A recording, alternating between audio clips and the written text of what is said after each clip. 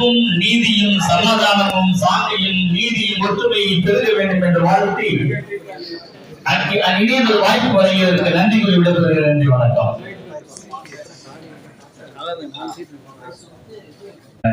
மரியாதைக்குரிய Sebastian sir அவர்களுக்கு Ramanathapuram economic chamber சார்பாக மனமார்ந்த நன்றியை தெரிவித்துக் கொள்கின்றோம். நம்மளுடைய ராமநாதபுரம் எக்கனாமிக் சேம்பருடைய பணிகள் மற்றும் செயல்பாடுகள் குறித்த ஒரு சிறிய காணொலி தொகுப்பு தற்போது ஒளிபரப்பப்படுகிறது. எக்கனாமிக் சேம்பர் ஒரு சமூக பொருளாதார புரட்சி. நம்முடைய இந்திய திருநாடு பன்முகத்தன்மை கொண்ட ஒரு தேசம். இங்குள்ள ஒவ்வொரு குடிமகனும் கல்வி, பொருளாதாரம், ஆன்மீகம் மற்றும் சமூக நல்லிணக்கத்தில் சிறந்து விளங்க வேண்டும் என்பதே நம் அனைவரின் கனவு. இந்த கனவை நனவாக்க தமிழகம் முழுவதும் ஒரு புதிய எழுச்சி உருவாகியுள்ளது. அதுதான் எக்கனாமிக் சேம்பர். நேசம் வளர்த்து தேசம் காப்போம், இணைவோம்.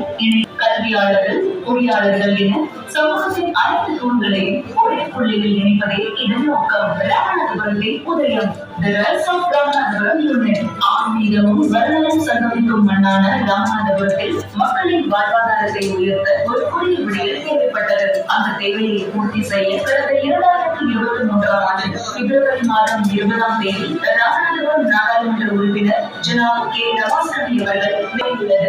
எக்கனாமிக் சேம்பரின் 4 முக்கிய தூண்கள். The 4 core pillars of economic chamber.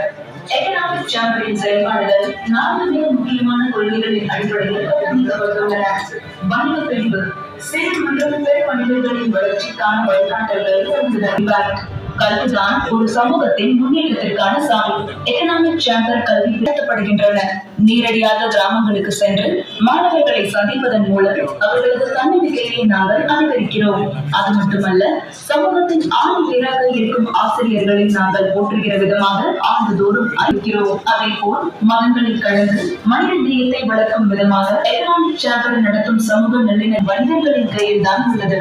Ramanathapuram economic chamber வழக்கறிஞர்கள், பொறியாளர்கள் என இந்த இணக்கமான சூழல் ஒவ்வொருவரின் தனிப்பட்ட தொழிலையும் வளர்க்க உதவுகிறது. நமது மக்களுக்காக, நமது மண்ணிற்காக, நம் மக்களின் வாழ்வாதாரம் மேம்படுவதற்காக ராமநாதபுரம் எக்கனாமிக் காட்டி பிறந்த அந்த நடைமுறை அதை நாம் பின்பற்றுகின்றோம்.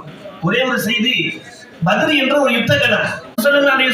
தோழர்கள் அனைவரும் முதன்மையாக வந்து விடுகின்றார்கள். வந்து அவர்கள் டென்ட் அடிச்சு இடத்துல முழுவதும் தண்ணீர் இருக்கு.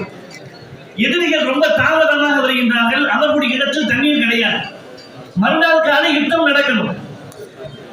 முஸ்லிம் இடத்தில் எண்ணிக்கை இல்லை, ஆயுதம் இல்லை, தண்ணியான எனர்ஜி இல்லை.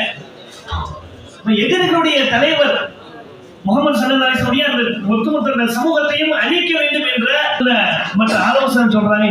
அவங்க பைத்தியமா நீ, நாளைக்கு நமக்கு அவங்களுக்கு நாளைக்கு நம்ம யுத்தம் நடக்குது, நாம் அவங்க என்ன செய்வோம், போரிடுவோம், அவங்க நம்மோடு போரிடுவாங்க. இப்ப யாராவது தண்ணி கொடுப்பாங்களா? தண்ணி குடிச்சா